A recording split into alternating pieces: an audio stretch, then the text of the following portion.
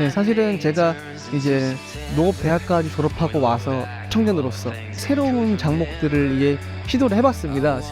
그런데 이 농사라는 게 정말 쉽지가 않더라고요. 또 새로운 작목이다 보니까 아무도 모르고 이거를 방법을 알려줄 수 있는 사람도 없더라고요. 그런데 이런 427을 통해서 청년 농업인들이 뭉치다 보니까 거기서 얻게 되는 또 정보들이 정말 양질의 정보들이었고, 실제 제가 농업 현장에서도 정말 많은 도움이 되었습니다.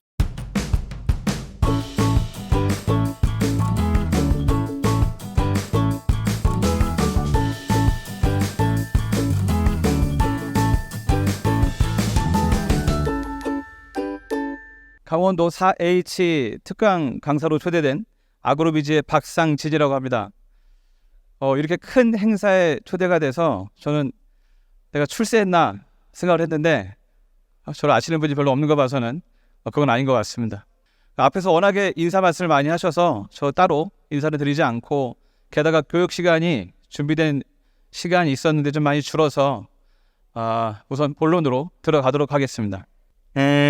저는 그 농사의 성공을 방해하는 부정적인 재배 요인이라는 그 제목으로 교육을 준비를 했고요.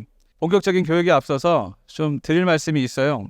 이 농업은 생명을 다루는 일이라고 합니다. 근데 모든 생명은 왕성히 성장하고 더 많은 꽃을 피우고 더 많은 결실을 맺고 더 탐스럽게 과일을 키우려고 노력한다고 합니다. 그게 유전적 본능이라고 하죠. 그래서 어쩌면 농사가 잘 되는 게 특별한 일이 아닐 수도 있습니다. 그냥 냅두면 스스로 잘 크고 살려고 노력하니까. 그럼에도 불구하고 이 같은 품종을 같은 지역에서 같은 기간 동안 재배를 하는데 발생하는 조수익의 차이가 3배, 그리고 순수익의 차이가 7배까지 발생한다고 합니다. 이게 특별한 차이가 아니고 현재 우리가 농업 현장에서 겪고 있는 평균적인 차이라고 합니다. 이게 저희 이 차이가 발생하는 게, 오늘 드리고 싶은 말씀은 특별한 기술의 차이가 있어서 발생한다기보다는 제목에서처럼 농사의 성공을 방해하는 부정적 재배 요인을 잘 다루지 못해서 이런 차이가 발생한다. 근데 그 차이가 뭔지 오늘 좀 설명드려보도록 하겠습니다.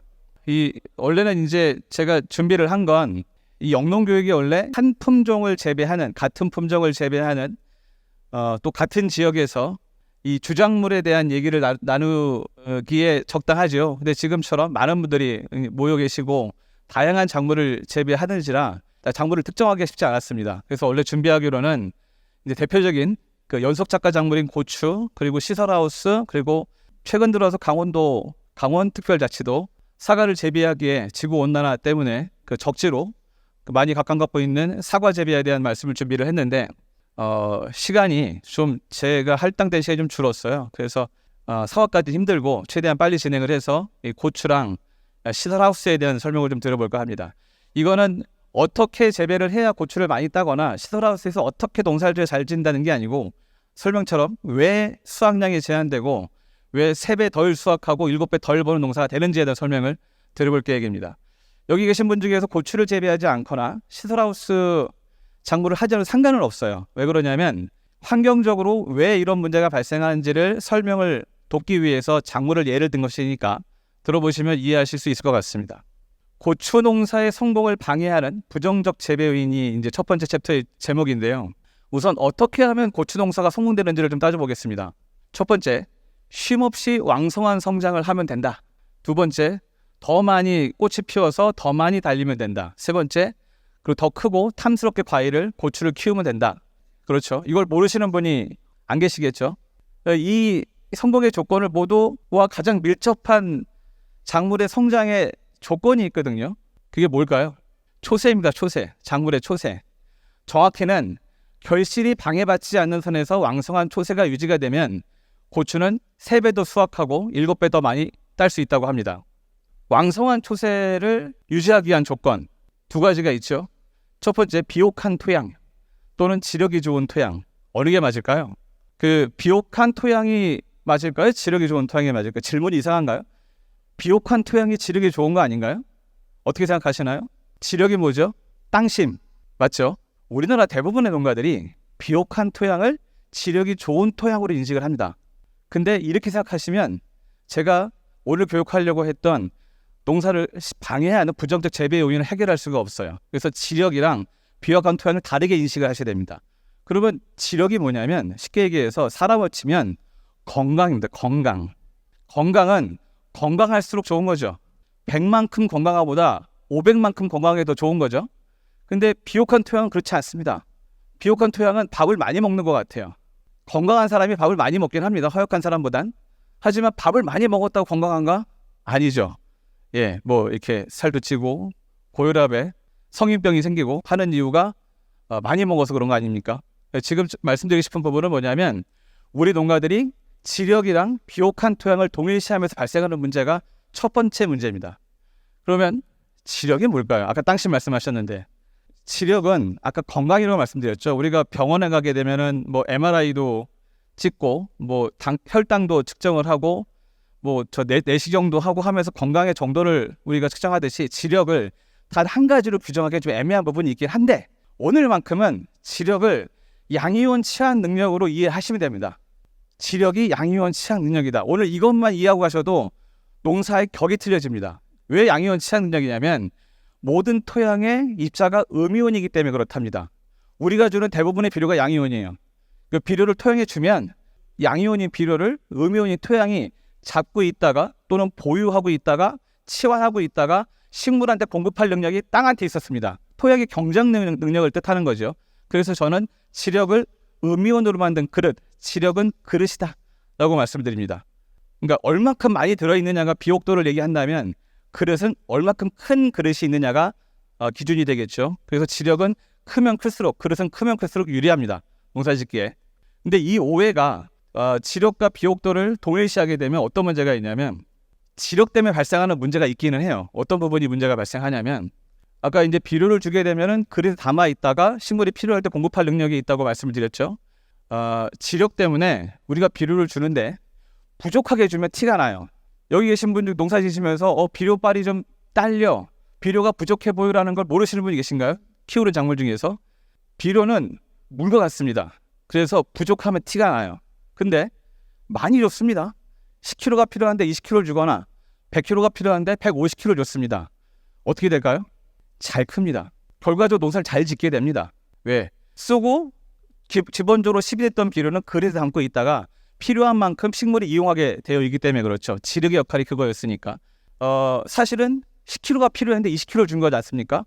올해 성공 농사를 했습니다. 내년에 농사를 또 짓습니다. 그러면 또 농사를 짓는데 몇 킬로를 줄까요? 20kg 주죠. 왜? 작년에 성공했으니까. 이렇게 해년 10kg씩 남게 됩니다. 근데 알 수가 없어요. 왜? 담아놨으니까.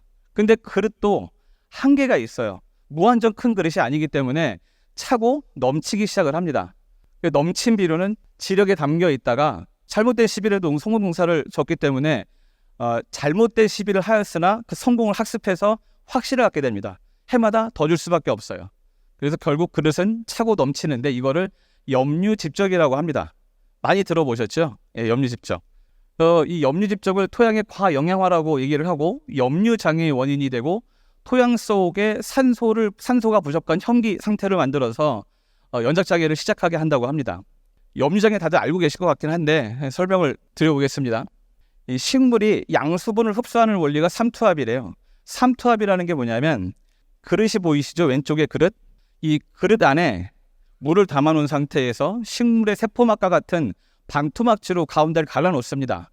그리고 왼쪽에는 조금 적은 양의 비료와 소금을 집어넣고 오른쪽에는 많은 양의 비료와 또는 소금을 집어넣게 되면 이 두 용액과의 농도가 틀리겠지요. 그럼 시간이 흐르면 왼쪽에 있는 수분이 농도가 짙은 오른쪽으로 이동하는 현상이 있대요. 그래서 삼투압은 뭐냐면 농도가 다른 두 용액 간의 농도차를 줄이는 힘이라고 규정되어 있습니다.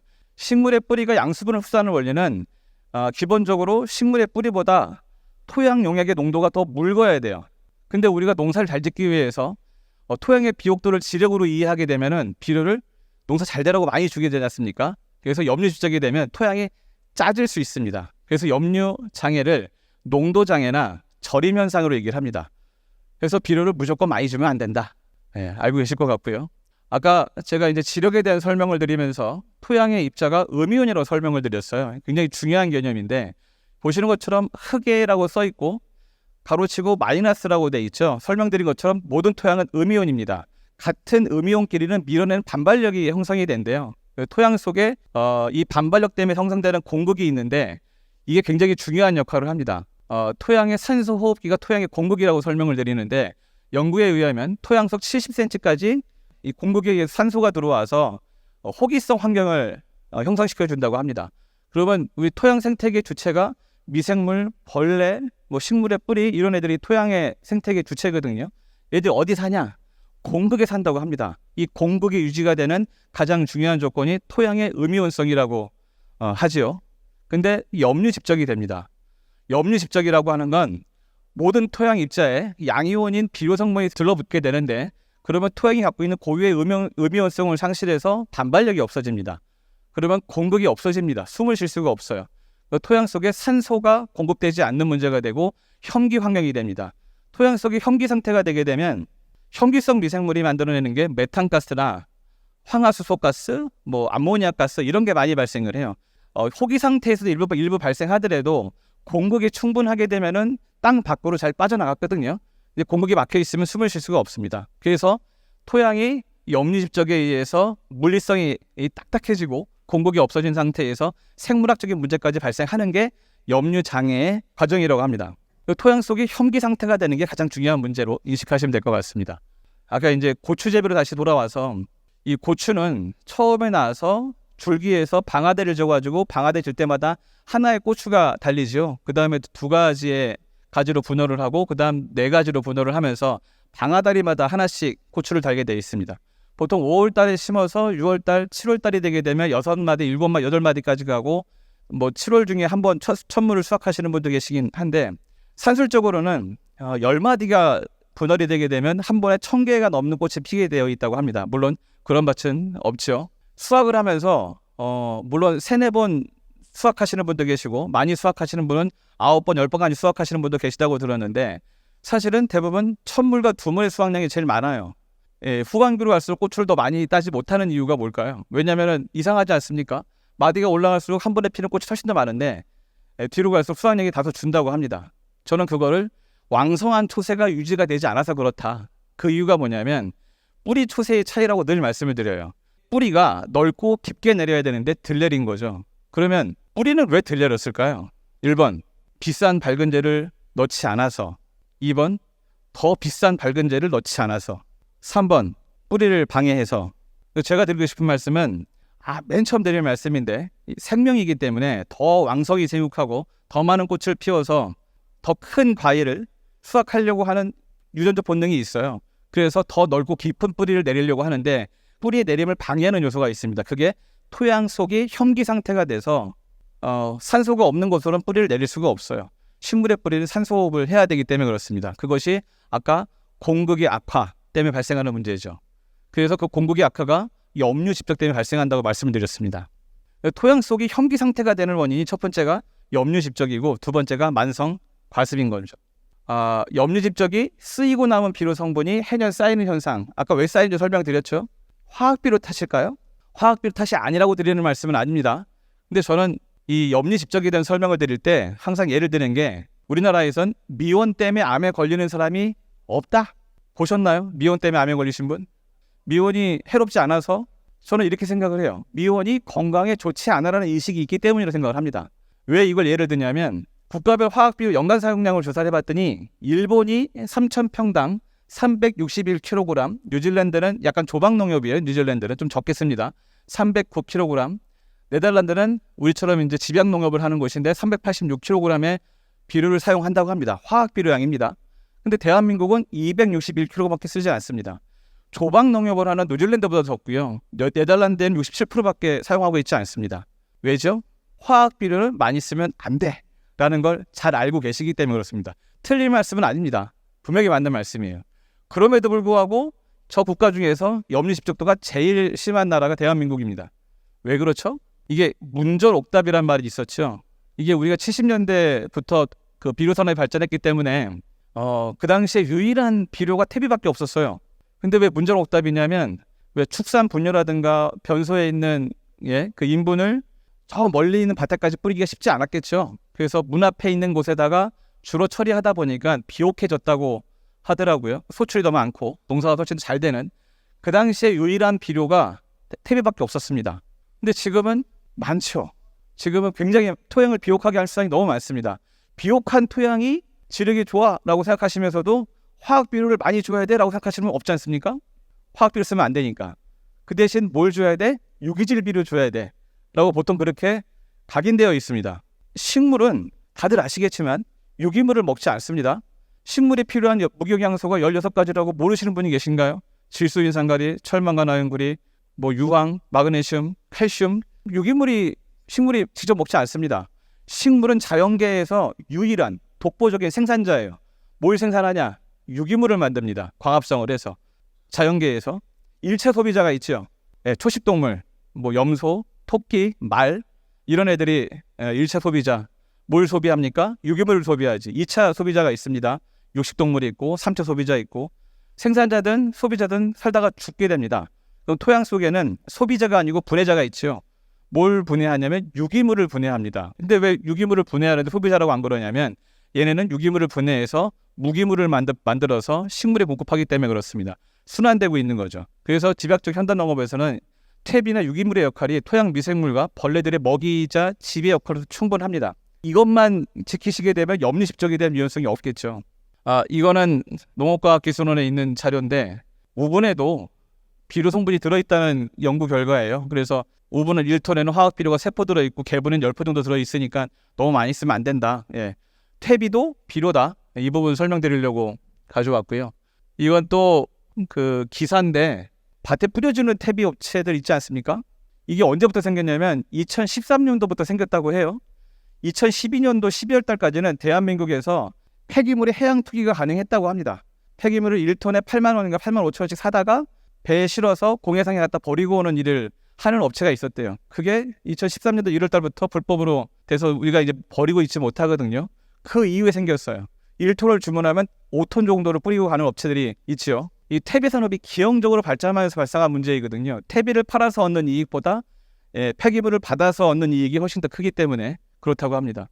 관련된 기사가 굉장히 많아요. 한 10분 정도 찾아보니까 경남 특별사법경찰이라고 하더라고요. 그래서 이 불법 투기를 적발을 했다고 하고, 이건 경기도 폐기물 퇴비에 대한 문제가 10분만 검색하더라도 굉장히 많이 뜨더란 얘기죠. 근데 바쁘니까. 그래서 우리가 이제 염류 집적에 대한 부분은 충분히 설명을 드렸고 왜 발생하는지도 이해시켜 드린 것 같아요. 우선 지력의 역할과 기능에 대해서 이해하시게 되면 충분히 이해하셨으리라 믿습니다. 근데 이걸 예방할 수 있는 방법을 알려드려야 될 거 아니겠습니까? 교육의 목표이죠. 염류 집적을 예방할 수 있는 방법이 있는데 구체적인 시비의 목적을 갖게 되면 됩니다. 첫 번째, 비료를 주는데 농사가 잘 되라고 비료를 준다. 두 번째가 초세 조절을 위해 비료를 준다입니다. 어느 게 맞겠습니까? 답이 나와 있죠. 노란색으로 되어 있는 게 답이죠. 우리가 농사가 잘 되라고 비료를 준다고 생각하는 순간 염류 집적을 피하기가 쉽지가 않습니다. 아까 왜 우리가 토양의 비옥도와 지력을 동일시하는 문제가 발생하기 때문에 그렇습니다. 그래서 구체적인 목적을 가지고 비료를 줘야 되는데 초세 조절을 위해서 비료를 주셔야 돼요. 근데 문제는 뭐냐면 우리는 대부분 기비 위주 농사를 짓습니다. 기비 위주 농사라는 건 1년에 필요한 대부분의 비료, 80% 이상의 비료를 밑거름으로 주는 거예요. 근데 기비량을 조사해 보게 되면은 농사에 필요한 거의 150% 정도의 비료를 밑거름으로 주고 있습니다. 그래서 토양을 비옥하게 하려는 욕심 때문에 토양의 염류 집적을 막기가 쉽지가 않은 거죠. 그래서 관행적인 습관적인 비료 주기랑 때문에 발생하는 필연 염류 집적을 막을 수가 없습니다. 그래서 추비 위주 농법은 필요량의 40% 이상을 추비로 주시면 돼요. 추비를 주는 목적은 초세를 조절하기 위해 주는 건데 새우 상태를 고려해서 주는 겁니다.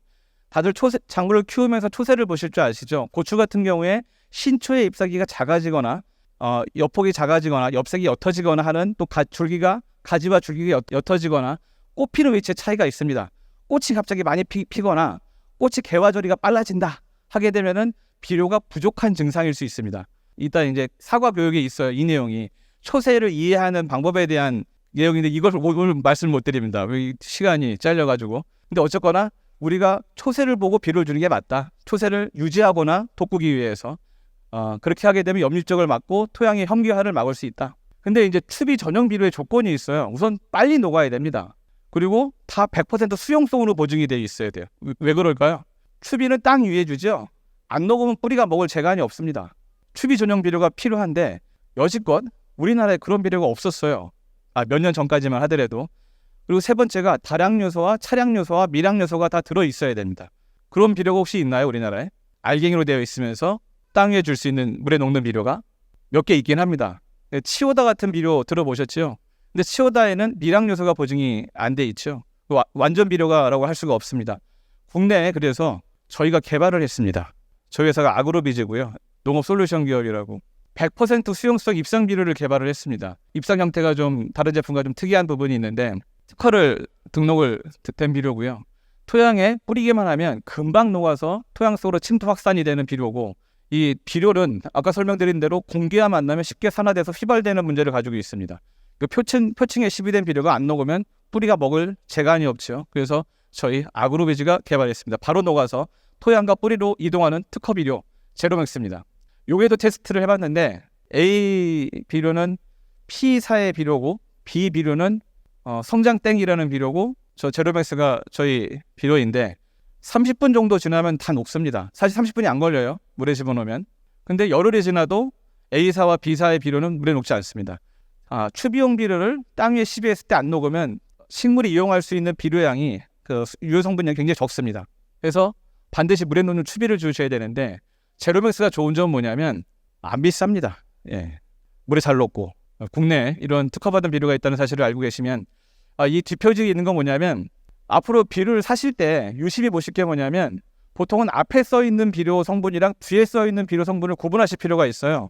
이거를 왜 농업기술원에서 오신 과장님이나 한테도 좀 말씀드려볼까 했었는데 가셔버렸네요. 앞면과 뒷면이 틀리거든요. 대부분의 비료 성분들이. 심지어 어떤 비료는 앞에는 질소가 붕소가 1% 들어있다고 하는데 뒷면에는 0.05%밖에 안 들어있다고 하는 경우 굉장히 많이 있습니다. 저희 제로맥스는 뒤에 생산업자 보증표로 적혀져 있는 건 법적인 구속사항이에요. 저건 반드시 지켜야 됩니다. 저게 안 되면 처벌을 받기 때문에. 근데 앞에 쓰는 거는 비료관리법상 관리가 안 되는 부분인 것 같아요. 그래서 다른 회사들이 앞에는 5만 가지 다 들어있다고 써놓고 뒤에는 붕소랑 몰리브덴만 들어있다고 하는 비료가 워낙에 많이 있습니다. 그러니까 비료의 성분을 보려면 뒷면에 있는 보증표를 보고 확인하시는 게 맞습니다. 그러니까 추비유지농법이란 7월에 필요한 비료는 7월에 주고 8월에 필요한 비료는 8월에 주면 된다. 그러면은 토양에 쌓일 염립적이 될 문제가 없다. 그리고 구체적인 목적으로 초세를 조절하는 또는 유지하기 목적으로 주시면 염립적에 대한 문제를 전혀 걱정할 필요가 없다. 이제 고추가 끝났고 시간을 보면서 하고 있는데 다행히 시설하우스까지 할 수 있을 것 같습니다. 시설하우스의 농사의 성공을 방해하는 부정적 재배 요인에 대한 설명을 드릴 건데요. 노지 밭작물과 다른 점이 뭐가 있을까요? 하우스 농사의 성공 조건, 쉼없이 왕성한 성장, 더 높은 개화 결실률, 더 크고 탐스러운 과일. 똑같지 않습니까? 노지랑 하우스랑. 그러니까 생명이기 때문에 더 왕성이 크고 더 많이 달고 더 크게 키우려고 하는 욕심이 다 있습니다. 역시 이거를 방해하는 부정적 요소가 있는데 초세 다 아까 했던 얘기고 똑같다는 얘기입니다. 토양 속이 현기 상태가 되는 원인, 아까 염립적 배웠죠? 이거 아까 나왔는데 토양이 현기 상태가 되는 첫 번째가 염립적, 두 번째가 뭘까요? 만성 과습이라고 합니다. 시설하우스 농사를 하시는 분이 혹시 계신가요? 근데 노지이면서도 관계 설비를 가지고 농사 지시는 분 계신가요? 점적이나 분소호수. 그러면 관계 설비가 되어 있는 밭에 토양이 건조할 수 있을까요? 가능한가요? 절대 불가능하죠. 전기가 다 나가지 않고서야. 보름 한 달 동안 전기가 안 들어오면 몰라도 관계 설비가 되어 있는 밭은 건조할 수가 없습니다. 왠지 아시나요? 아까 비료 설명드릴 때 말씀드렸는데 물이 부족한 증상을 우리 농가가 너무 잘 캐치하기 때문에 가뭄과 건조에 대한 증상을 너무 잘 알 수밖에 없습니다. 표시가 확신 나기 때문에. 근데 만약 10톤의 물이 필요한데 20톤의 물을 주면 어떻게 되죠? 좀 가물었어. 10톤만 주면 충분해. 20톤의 물을 주면 잘 큽니다. 농가는 익숙해져요. 사실은 10톤만 필요했지만 알 수가 없어요. 왜? 많이 줘도 잘 크니까. 그래서 만성 가습이 될 수밖에 없습니다. 그 이유를 설명을 드려볼 건데 이게 토송별로 포화 습도와 위조 환계 습도에 대한 표인데요. 포화 습도는 사토, 양질사토, 사양토, 식토까지 있습니다. 더 많긴 하지만 사토는 모래땅이란 뜻이고 식토는 점성, 진흙 같은 땅이라고 이해하시면 될 것 같은데 포화 습도라고 하는 건 그 흙이 머금을 수 있는 수분의 한계량을 측정한 겁니다. 그러니까 모래땅은 많이 물을 보유할 수가 없죠. 8%밖에 안 되고 식토는 거의 자기 최적의 50% 가까이를 물을 담을 수 있다고 합니다. 위조 한계는 뭐냐면, 위조가 뭐냐면 시드는, 왜 위조증이라고 아시죠? 시드는 지점. 그래서 양질사토를 기준하게 되면 12%의 수분이 있으면 물이 많은 거고 8%의 수분이 있으면 너무 건조하다라고 이해하시면 됩니다. 근데 보통 우리는 사양토 근방에서 농사를 짓고 있긴 합니다. 그래서 사양토 같은 경우에 22%, 그러니까 66톤의 기준이 있습니다. 토양 300평, 작독진 30cm 기준에서 연구된 자료를 저희가 발췌한 겁니다. 사양토에서 그러니까 300평당 66톤의 물이 있으면 과습하다라고 이해하시면 되고 42톤, 14%의 물이 있으면 좀 가물다 이렇게 이해하시면 됩니다. 이 설명을 드린 이유는 뭐냐면 퍼센테이지로 함수율로 내 밭의 적정 수분을 알 수 있을까요? 알 수 없습니다. 왜냐하면 내 밭의 토성이 어떤 건지 정확히 알 수가 없고 두 번째로는 토양의 깊이와 위치에 따라서 토성이 다른 경우가 너무 많습니다. 그래서 정확히 알 수가 없습니다. 그리고 토양의 퍼센테이지로서 수분량을 알 수 있는 장비도 사실은 마땅히 없지요. 적당한 수분을 알 수가 없습니다. 그런데 부족한 건 티가 나고 많이 준 건 티가 안 나다 보니까 반드시 만성 과습에 시달릴 수밖에 없습니다. 과습의 기준이 뭘까요? 공극의 침수입니다. 아까 왜 토양이 현기 상태가 되는 이유 염립적 설명드렸죠. 공극이 막히는 거죠. 이 공극이 침수가 되면 역시 공극이 막힙니다. 그래서 공극의 침수가 과습의 기준이 돼야 됩니다. 그 기준이 다 틀려요. 근데 그래서 양토를 설명을 드려보겠습니다. 이걸 이해하시면 금방 이해하실 수 있으세요. 포화 습도와 수량이라고 해서 양토를 기준하게 되면 왜 이 양토를 기준으로 하냐면 계산이 편리하니까 90톤의 물이 있으면 과습한 겁니다. 쉽게 얘기해서. 그리고 20%까지 줄어들어서 60톤의 물이 있으면 작물이 시들기 시작한다는 뜻이에요. 이건 제가 그린 건 아니고 이제 발췌해온 자료인데 왜 60톤의 물이 있으면 시들까요? 여기 보면은 사양토에선 66톤이 있으면 물이 좀 많은 편이고 심지어 양질사토에서는 36톤 정도만 있어도 과습한 거예요. 양질사토나 사양토에서 60톤의 물이 있으면 물이 많은 편입니다. 근데 양토에서는 60톤의 물이 있으면 시든데요. 왜 시들까요? 토양은 자기가 보유할 수 있는 수분 이상이 들어오게 되면 뱉어내기 시작합니다. 뱉어내진 물은 공극을 침수시키는 문제를 가지고 있죠. 근데 내가 보유할 수 있는 수분보다 적게 있게 되면은 물을 뺏기지 않으려는 힘이 발생한다고 합니다. 60톤의 물이 있음에도 불구하고 왜 시드냐면 왜 여름에 가물면 논바닥이 갈라지죠. 가물 뿐인데 논바닥이 갈라지는 거예요. 왜 갈라지냐면 서로 물을 뺏기지 않기 위한 힘이 발생해서 쫙 하고 갈라지는 거랍니다.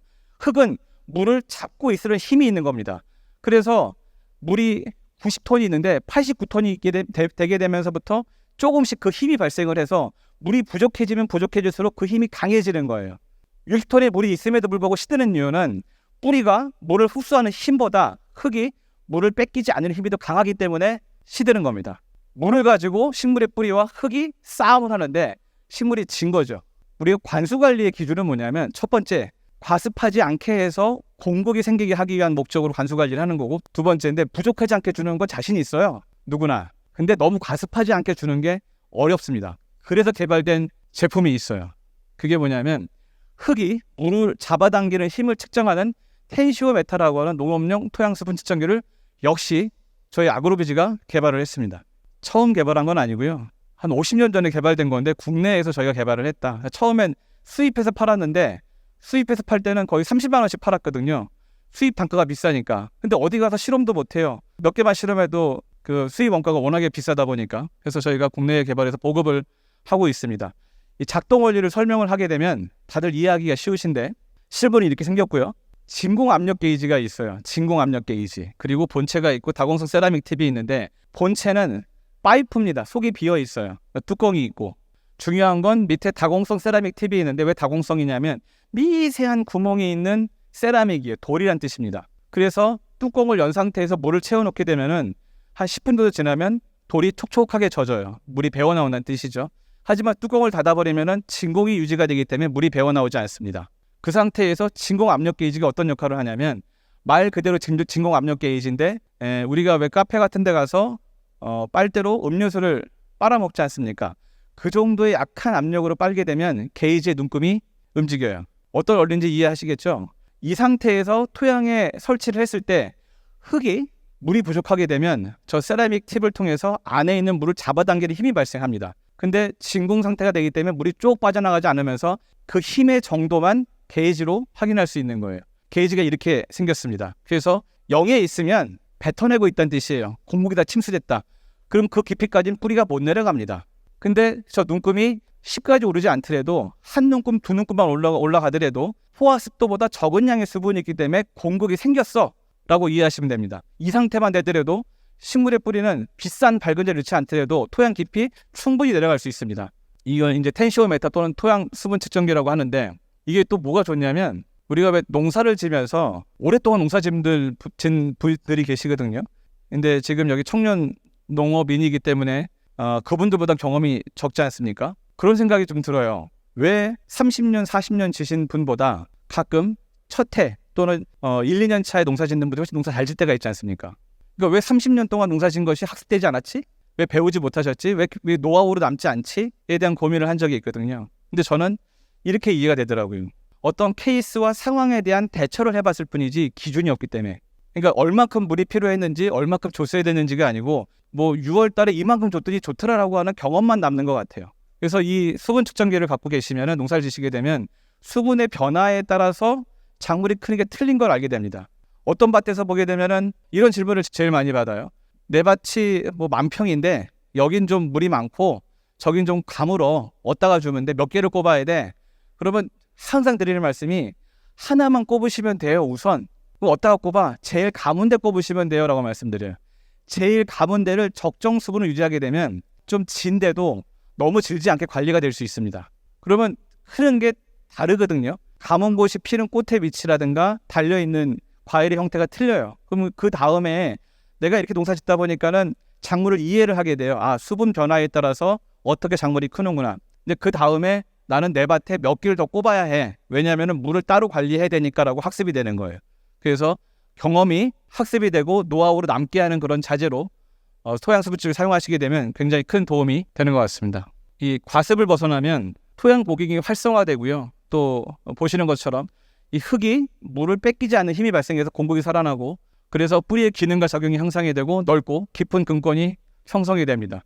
농사가 그냥 잘 되게 될 수 있는 거죠. 그 지속적으로 왕성한 생육을 할 수 있고 수확량과 품질이 3배 늘어나는 경험을 하실 수 있을 것 같습니다.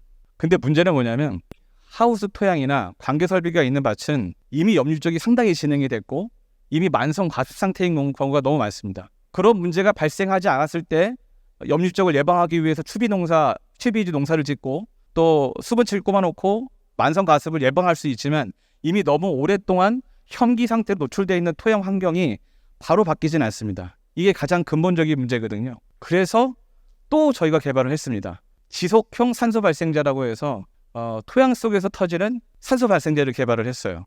이게 한국화학연구 공동연구를 해서 개발을 했는데, 왜 산소폭탄 1과 2가 있냐면 우리가 토양에 산소를 공급하기 위해서 억지로 집어넣을 수 있는 방법을 고민해봤더니 관수밖에 없어요. 물에 녹여서 줘야 되는데 문제는 물은 산소를 보유하기에 적당치 않습니다. 대기 중에 20%의 산소가 있지만 물속에서 용존된 산소는 아무리 많이 해봐야 20도씨에서 9ppm밖에 용존이 안 돼요. 몇만 분의 1밖에 용존시킬 수가 없습니다. 그래서 어떻게 하면 토양 속에서 계속 산소를 분출시켜서 이미 현기 상태가 된 밭을 호기 상태로 만들 수 있을까에 대한 고민을 꽤 오랫동안 3년 전부터 하다가 개발을 하게 됐죠. 두 개를 같이 넣게 되면 토양 속에서 굉장히 오랫동안 산소가 분출되더라라고 하는 것을 실험으로 증명을 했습니다. 특허 등록이 완료가 됐고요. 저게 뭔가 나오는데 저게 산소가 정말 맞아? 초기 단계에서 해서 불을 붙여서 메스실린더에 집어넣더니 확 타버리는 거죠. 산소 때문에 연소력이 강해진 거죠. 그리고 이제 물속에 용존되는 산소량을 저거는 용존산소 측정해가지고 처음에 6.7ppm이었는데 산소폭탄을 투여해서 38ppm까지 올라간 거를 확인할 수가 있고요. 그리고 저건 밀폐 용기에다가 반응을 시켜놨을 때 왼쪽은 20%의 산소가 있는데 저게 이제 29.9%까지 산소가 분출되는데 그 측정할 수 있는 최대치가 29.9%라고 하더라고요. 그래서 산소가 지속적으로 발생시킬 수 있는 제품이 있어서 개발을 했습니다. 산소가 여러 시간 동안 나오는 산소, 작물 재배 테스트도 했고요. 그래서 특허가 사실은 저희가 작년 초에 특허를 신청했는데 발송일자 보게 되면 6월 7일 지난주 목요일 날 특허가 등록이 결정됐다고 연락을 받아서 아직 특허증은 수령하지 못했는데 나왔습니다. 산소폭탄 1과 2를 3,000배에서 5,000배 정도로 희석해서 간주하시게 되면 일주일에서 열흘 동안 계속 지속적으로 산소가 분출시켜서 토양 속을 강제로 호기 상태로 만들 수 있습니다. 여기까지만 교육을 마무리하겠습니다. 혹시 질문이나 궁금하신 거나 있으실까요?